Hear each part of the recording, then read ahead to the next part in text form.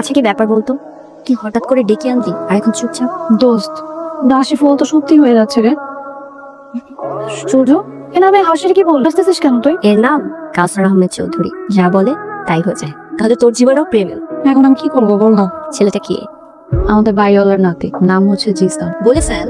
না দোস্ত, আমি তো জানি না ও আমাকে পছন্দ করে কিনা। আমি তো কখনো বুঝিও নি, বুঝার মতো অবস্থাও নাই। কেমন কেমন যেন। আচ্ছা, তুই কি কখনো খুব সেজে গুজে ছেলেটার সামনে গেছিলি? না। তাহলে একটা কাজ কর, একদিন খুব সেজে মানজা মেরে ছেলেটার সামনে যাবি। কেন? তোর মানজা মারা দেখে যদি ছেলেটা তোর দিকে মুগ্ধ চোখে তাকিয়ে থাকে, তাহলে নিশ্চিত এই ছেলে তোর প্রেম করেছে।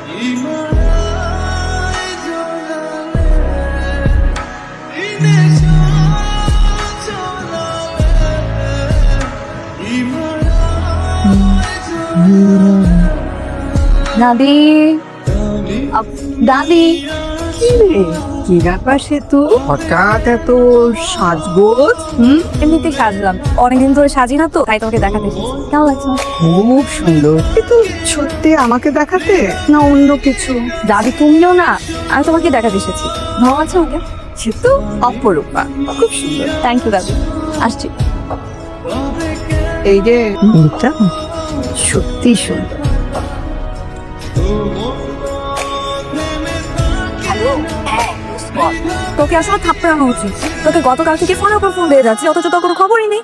তুই জানিস আমি কত এক্সাইটেড। সরি রে, আমি আসলে অনেক ব্যস্ত ছিলাম। আচ্ছা বল না, কি হলো? দোস্ত, তোর প্ল্যান তো কাজ করে গেল রে। ও তো আমাকে দেখে অবাক হয়ে বোকার মতো তাকিয়েছে। Thank you, thank you, thank you দোস্ত।